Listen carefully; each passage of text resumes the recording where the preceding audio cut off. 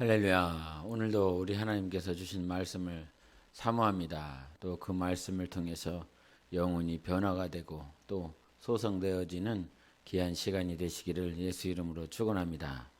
오늘은 사도행전 10장을 보시겠습니다. 오늘 사도행전 10장 그 10장 우리 1절부터 5절까지 보겠습니다.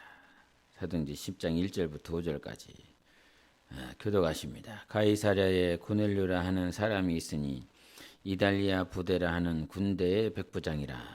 그가 경건하여 온 집안과 더불어 하나님을 경외하며 백성을 많이 구제하고 하나님께 항상 기도하더니 하루는 제9시쯤 되어 환상 중에 밝히 보매 하나님의 사자가 들어와 이르되 고넬료야 하니 고넬료가 주목하여 보고 두려워 이르되 주여 무슨 일이니까? 천사가 이르되 네 기도와 구제가 하나님 앞에 상달되어 기억하신 바 되었으니 네가 지금 사람들을 요바에 보내어 베드로라 하는 시몬을 청하라. 아멘. 여러분 어제도 우리가 사도행전 9장을 통해서 사도 바울과 함께 갔었던 일행들이 있었습니다. 그런데 그 일행들은 무엇을 들었다라고 했습니까? 사운드를 들었다라고 그랬습니다. 그러나 사도 바울은 무엇을 들었죠? 보이스를 들었습니다. 그리고 이에 우리가 더 하나님 앞에 구하고 찾고자 했었던 것은 무엇이지요? 듣는 마음이었습니다. 솔로몬에게 하나님께서 너의 소원이 무엇이냐라고 물으시자 솔로몬은 다른 소원을 아뢰지 않고 하나님께서 맡기신 이 백성들을 위한 듣는 마음, 분별할 수 있는 마음을 달라고 그렇게 기도하였습니다. 저도 마찬가지고 여러분도 이 삶 가운데에서 누구와 대화를 합니다. 또 관계를 맺고 있습니다. 그럴 때 행동을 통해서 자기의 의사를 표현하는 사람이 있고 언어를 통해서 자기의 의견을 표출하는 사람들이 있습니다. 그런데 그 사람의 행동을 통하여 나에게 말하고자 하는 것, 언어를 통하여 둘러 무엇인가 말을 하고 있는데 그것을 못 알아들을 때에 참 그것에 마음이 아픈 것은 참 내가 미련하구나, 내가 참 어리석구나라고 하는 그런 생각이 들 때가 한두 번이 아닙니다. 그렇기에 듣는 마음을 달라고 했었던 그 솔로몬의 기도가 예사롭지 않습니다. 여러분 오늘도 여러분 심령 가운데 하나님을 향한 discerning heart가 있기를 바라고 듣는 마음이 있기를 바라고 또 교인들 지체들 간에도 정말 들을 수 있는 귀한 마음이 있기를 예수 이름으로 축원합니다. 그 가운데서 함께 동행했었던 그 일행들은 사운드만 듣고 변화되지 않았습니다. 그러나 보이스를 들었었던 그 사도 바울은 주님께 부름을 받아서 이 부름받은 인생은 결국 하나님께서 이방인을 위하여 선택한 나의 그릇이다라고 주님이 말씀해 주십니다. 많은 사람이 있습니다. 사실은 오늘 한국교회에 수많은 그리스도인들이 말씀을 듣고 있을 것입니다. 이제 염려가 되는 것은 그 말씀이라고 하는 것이 사운드를 듣고 있는지 보이스를 듣고 있는지 참 그것이 애석하긴 한데, 그러나 하나님의 역사하심은 정말 분명합니다. 오늘도 내 음성을 듣는 자들은 변한다는 것입니다. 하나님의 음성을 듣고 있는 자들은 주님께 부름을 받고 선택을 받는다는 거예요. 갈라디아서 1장 15절에 사도 바울의 고백은 하나님께서 나를 모태로부터 택하여 주셨으니 이것이 하나님의 은혜다라고 표현을 하고 있어요. 주님이 나를 선택해 준 것이 은혜예요. 그런데 이 선택을 받을 때에 사도 바울은 강력한 주님의 음성을 들었다는 것입니다. 사울아, 사울아. 여러분도 신앙에 아마 변화된 사람들의 간증이 다 그럴 것입니다. 이게 귀로, 육신의 귀로 주님의 음성을 들은 것이 아니라 이 심령으로 주님의 음성이 들리잖아요. 얼마나 깜짝 놀랐는지요. 얼마나 놀랐는지요. 예? 예? 주님이 저에게 주신 음성은 내가 너를 사랑한다라고 하시는 것이었는데 결론은 너 이렇게 살다간 지옥 간다. 너는 지옥 갈 수밖에 없다. 이런 얘기를 처음에 듣는데 얼마나 소스라치는지요. 얼마나 깜짝 놀랐는지요. 너 이렇게 살다가는 지옥 간다. 이게 귀로 듣는 게 아니니까요. 이 심령으로 확 처음으로 듣는 거죠. 평생 살다가 처음 듣는 얘기. 처음 듣는 보이스. 예? 얼마나 깜짝 놀랐는지. 막 겁이 났어요. 얼마나 두렵던지요. 예? 그러면 나는 어떻게 해야 되냐고. 나는 어떻게 해야 됩니까? 그 음성을 내시는 그분 앞에 제가 말을 하는 거예요. 그럼 나 어떻게 해야 되냐고요. 그랬더니 다시 이 심령 가운데서 우리 주님이 말씀해 주셨어요. 그래서 내가 예수 그리스도를 보낸 것이다. 그래서 내 아들을 2000년 전에 십자가에 내어준 것이다.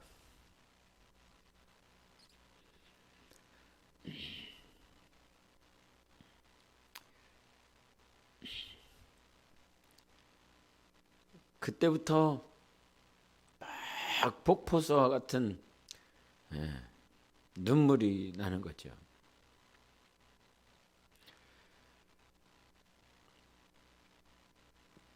(2000년) 전에 하나님의 아들을 나 위해서 나를 살리시기 위해서 보내셨다라고 하는 그 음성을 나는 확실히 들었습니다. 정말 너무 분명하게 들었습니다. 그래서 내가 너를 위해서 내 아들을 십자가에 내어주고 내 아들을 이렇게 보냈다. 이 음성을 주셔. 그러니까 그 아들을 믿어라. 이렇게 하신 거죠. 그것이 얼마나 감사한지 그때부터 아무런 말도 못하고 감사해서 대성통곡을 하며 주님 감사합니다. 감사합니다. 그냥 감사합니다. 고백 한두 번 얼마 많이 해지도 않았어요. 그냥 이 안에서 막 주님의 사랑이 느껴지니까 계속 그냥 눈물바다인 거죠. 주님이 나를 사랑하셔서 아들 예수 그리스도를 주셨대. 그래서 그때 주님이 나를 만나 주셔서 이 쓰레기 같은 인생도 변화되어서 하나님께 부름을 받았어요. 그래서 제가 정말 장담하건대 조신양 목사의 소리를 듣는 사람이 아니라 주님의 음성을 듣는 사람은 반드시 변화될 것입니다. 그리고 또한 장담하건대 주님의 음성을 들었다라고 하는 말은 무슨 말이냐면 주님이 나를 선택했다라고 하는 말이에요. 주님이 나를. 이 사무엘을 주님께서 부르실 때에도 그 성막 안에 있었던 봉사하던 사무엘을 부르시지 않습니까? 나를 부른다라고 하는 건 무슨 말이에요? 주님의 음성이 들린다라고 하는 말은 주님이 나를 선택했다라고 하는 말이에요. 선택했다. 그래서 소리만 듣고 있는 사람들은 변화도 없어요. 항상 예배가 힘이 들고 예배가 어렵지요. 예. 저도 맨 처음에 소리만 들었었던 시절들이 있어요. 그런데 그 소리를 들을 때는 분명히 한국말로 듣는 거 아닙니까? 한국 언어라고 하는 것으로 듣는데 그 언어를 듣는데도 불구하고 무슨 말인지 하나도 모르겠는 거죠. 그냥 어려운 거죠. 힘이 든 거죠.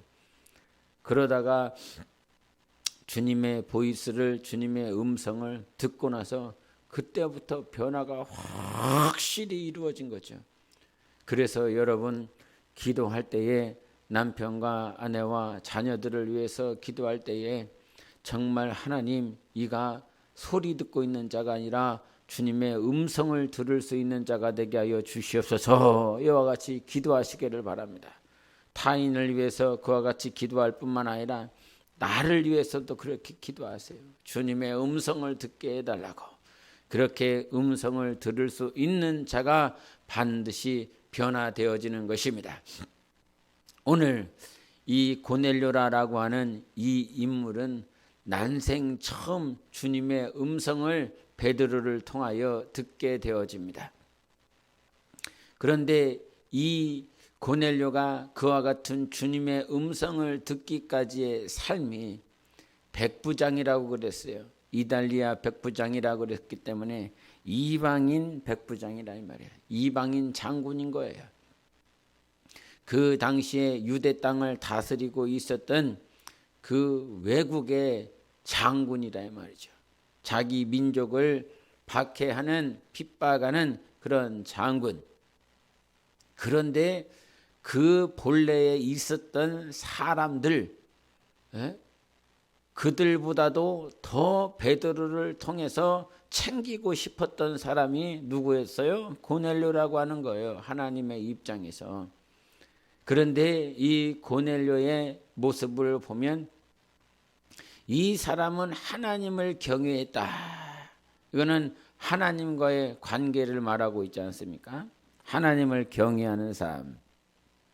이 사람이 어떻게 하나님을 경외했는지 구체적으로 나와 있지는 않지만 혹여나 예수님께서 십자가에 못 박히실 때에 그 당신이 십자가에서 내려오면 내가 하나님의 아들이신 것을 믿겠습니다 라고 말했었던 사람, 그 한 백부장이 있는데 그 백부장이 고넬료는 아니었을까 이런 생각을 하는 사람들도 있어요.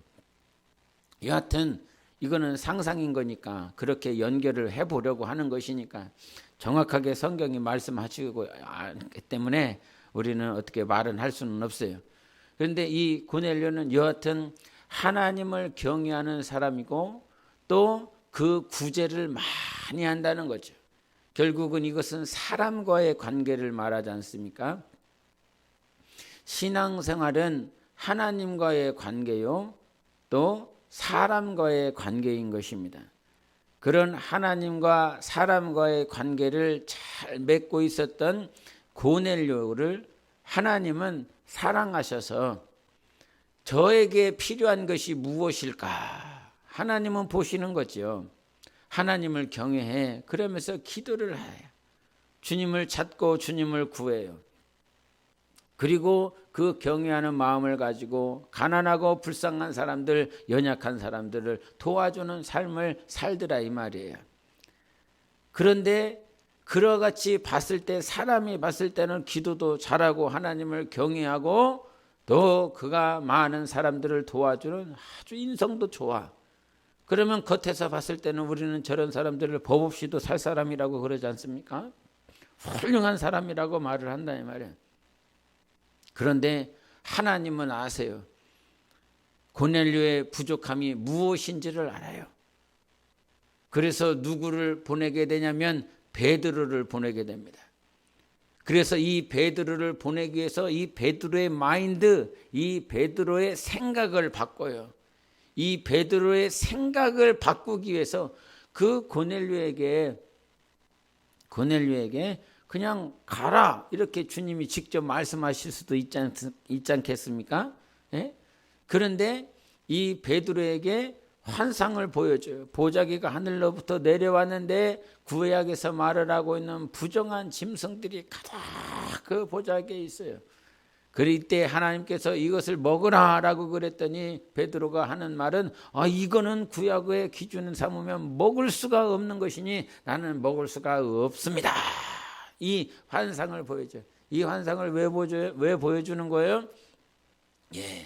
이방인을 향하여 가지고 있었던 굳은 마음들, 편견들, 고정관념들을 하나님께서 그 순간에 깨트려 버리시기 위해서 환상을 보여주시는 거예요. 직접 성령께서 기도하고 있는 그 베드로에게 고넬료가 사람을 보낼 것이니까 그 종들을 쫓아가라 이렇게 말해도 되는데 앞에 전 사건을 또 보여준다 이 말이죠. 환상의 사건을.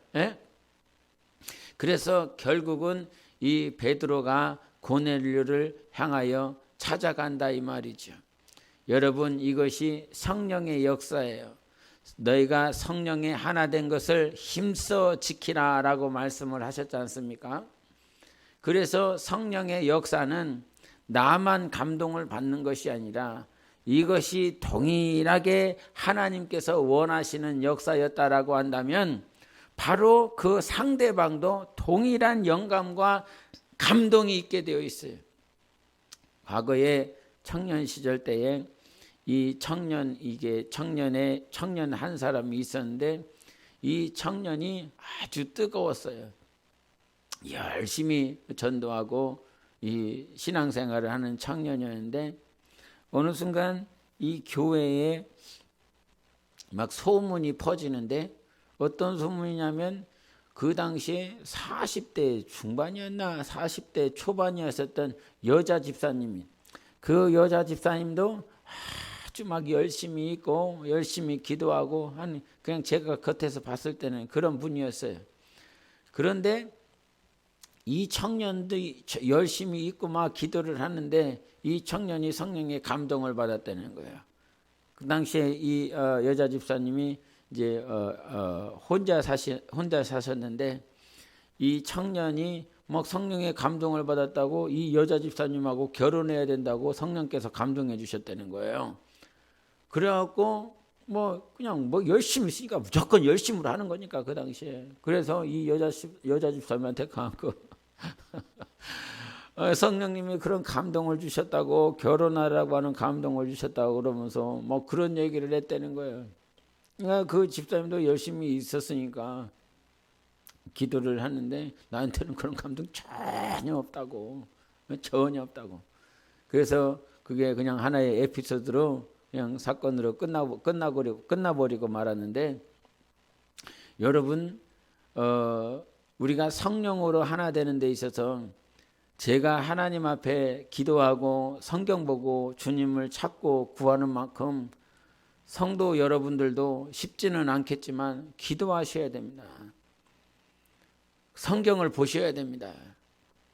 그래야 목회자를 통해서 주님이 하시는 그 말씀, 그 계획들을 같이 나누고 그것들을 놓고 기도했을 때에 성령으로 하나가 될 수 있는 거죠.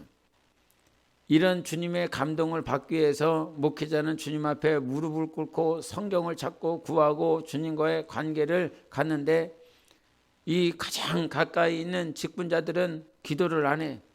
성경을 안 봐. 주님을 구하지 않아. 그러면 목회자를 교회의 머리로 두셨기 때문에 천상 하나님께서는 교회의 사역들을 진행할 때에 목회자를 통해서 말할 수밖에 없거든요.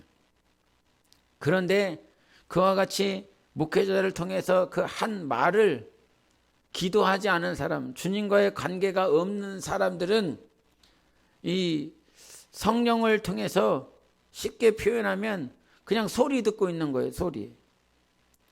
저런 목회자가 저런 소리를 하는구나. 이게 음성을 듣는 것이 아니라 소리를 들어요. 그러니까 성령으로 하나가 되어지지 않는 거죠. 그래서 그 교회가 하나 된다라고 하는 말은 목회자가 정말 성경 보고 기도해야 될 뿐만 아니라 몸된 교회 지체들도 동일하게 성경을 보고 기도하며 주님과 하나 될 때에 그것이 교회가 하나가 되어질 수 있는 것이에요. 그런데 그 당시에 베드로는 무슨 생각을 가지고 있는 거예요? 하나님을 구하고 하나님을 찾고 있기는 있지만 그 안에 고정관념을 가지고 있는 거예요. 예? 주님의 음성이 아니라 소리 듣는 거하고 똑같은 거죠. 결국은 그 고정관념이 있었기 때문에 다시 한번 성령께서 오셔서 고넬료가 종을 보냈으니까 그 사람들을 문을 열어주고 그 사람들과 함께 가라라고 주님이 다시 한번 말씀을 하고 있죠.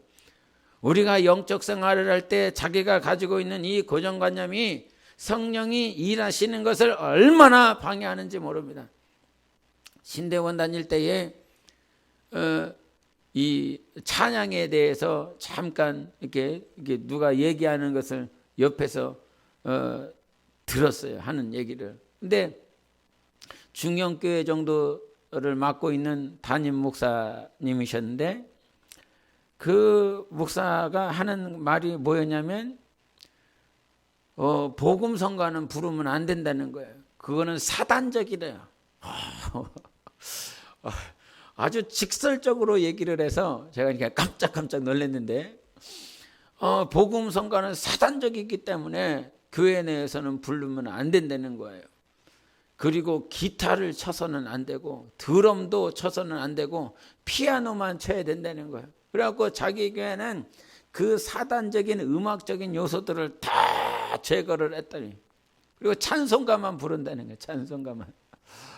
나는 너무 어이가 없어서 분명히 이 복음성가 가운데서도 어떤 영감이 없고 정말 자기의 감정을 노래하는 그런 노래가 있어요. 찬양이 아니라. 찬양은 뭡니까? 하나님을 높여드리는 것이지 않습니까? 그런데 자기 마음의 어떤 평안과 위로, 자기 마음을 알아주었으면 하는 세상 노래와 별반 차이 없는 그런 노래를 찬양이라고 내고는 그런 모양들이 있어서 저도 이제 그런 부분들은 인정을 합니다. 어느 정도는 인정을 해요. 그런데 그런 고정관념을 가지고 있는 목사를 저는 실제적으로 그 옆에서 딱 봤기 때문에 그럼 한번 생각해 보세요, 여러분. 우리 지금 이제 찬송가가 개정이 되어서 복음성가 가운데서 찬송가로 들어온 찬양이 있어요. 여기에 모인 우리, 이 찬양이 복음성가였지 않습니까? 그 다음에 또 예수 우리 왕이여, 이것도 복음성가였어요. 근데 이 복음성가가 찬송가로 들어왔다 이 말이에요. 만약에 그와 같은 목사의 편견과 고정관념을 가지고 있다라고 그런다면 그 두 곡은 사단적인 거죠. 예? 그래서 그런 고정관념 때문에 그런 고정관념이 있는 분을 저는 그때 처음 이렇게 보기는 해서 이게 제가 깜짝 놀라기는 했지만 여러분, 성령이 일을 하심에 있어서 내가 가지고 있는 그 고정관념이 성령이 일하시는 일에 방해가 될 수 있다라고 하는 사실을 항상 유념해야 됩니다. 그래서 깨어 있어야 돼요. 깨어 있어야 돼. 사도 바울이 빌립보서 3장 8절에 뭐라고 말합니까? 예수 그리스도를 아는 가장 고상한, 예수 그리스도를 아는 것이 가장 고상한 것. 그래서 자기가 가지고 있는 모든 지식을 배설물로 버려버린다라고 그랬어요. 예? 하나님을 아는 일에, 그리고 고린도후서 10장 5절에도 뭐라면 하나님보다 더 높아진 견고한 이론들, 그것들과 오늘도 싸워야 된다라고 말을 했어요. 하나님보다 더 높아져 있다는 거예요. 이론이. 하나님보다, 하나님의 음성보다, 하나님의 말씀보다 내가 가지고 있는 이론들, 내가 가지고 있는 경험들, 내가 가지고 있는 그 지식들, 근데 그것들은 다 배설물이에요. 왜? 하나님을 아는 일에 방해가 된다라고 한다면 그것은 배설물이다 이 말이에요. 그래서 여러분, 이와 같이 고정관념을 가지고 있었던 베드로를 철저하게 깨트려 주셔서 나중에 이제 10장에서 11장으로 넘어가겠지만 이 고정관념이 깨트려졌기 때문에 예루살렘에 가서 당당하게 베드로가 예루살렘에서 설교를 합니다. 하나님께서 역사하시더라. 우리는 그저 유대인들만, 할례받은 우리 선택받은 선민들만 구원을 하시고자 하나님께서 역사하시는 줄 알았는데, 이달리아 백부장이었었던 고넬료라고 하는 그 인물, 근데 그 인물이 이방인임에도 불구하고 하나님을 경외하며 구제하면서 삶을 살더라. 그런 왜 이방인을 향해서 하나님께서 나와 같은 자들을 보내셔서 그에게 예수가 누구인지를 가르쳐 줬더니 그 자리에서 성령이 임하여 방언을 말을 해버리더라. 그래서 내가 깜짝 놀랐는데, 하나님의 구원 역사에는 유대인이나 헬라인이나 구분이 있는 것이 아니라 오늘도 구원을 받고자 하는 자들, 모든 인류를 사랑하시는 하나님의 역사가 오늘도 진행되고 있다. 그래서 예루살렘 교인들의 생각들을 확 바꿔버리죠. 그것이 시초가 되어서, 아 그래, 이방인에게 복음을 전하고 이방인도 구원을 받을 수 있어? 그러면서 하나님께서 세계 선교로 역사해 버리십니다. 고넬료라고 하는 이 하나의 샘플을, 바울이 사도행전 9장에서 변화된 것은 이 사람은 유대인이라 이 말이에요. 바리새인이라 이 말이에요. 그런데 이 10장에서 고넬료라고 하는 이 백부장이 성령을 모셔드렸어요. 에티오피아 네시아는 그저 침례를 받고 예수 그리스도를 영접하고 돌아갔지만, 이달리아 백부장은 성령을 모셔드림과 동시에 방언을 랄랄랄랄라 말을 해버린다 이 말이에요. 성령의 역사가 있었다 이 말이죠. 그래서 결국은 그 초대 교회와 또 세계 선교를 이방인을 향하여 나아가야 된다라고 하는 것을 그 사건을 통해서, 오늘 10장을 통해서 보여주고 있습니다. 그저 하나님을 경외하고 구제하는 삶을 살아가고 있었던 이 고넬료에게 가장 필요한 것이 무엇인지 하나님이 아시는 거지요. 하나님께 기도하지만 또 사람들에게 구제를 하지만 부족한 것은 무엇이었냐면, 예수가 누구인지 확실히 알아야 되겠구나 네가. 그래서 베드로를 보내고 그 베드로가 말씀을 전할 때에 막 믿음이 생기는 거죠. 아 그렇구나, 이 믿음이 생겨요. 그래서 이 믿음의 역사 위에 하나님은 성령을 부어주시는 것입니다. 여러분, 그래서 성령은 반드시 모셔둬야 되는 거예요. 반드시 성령을, 예수 그리스도를 확실히 믿는 자들에게 하나님은 성령을 부어주십니다.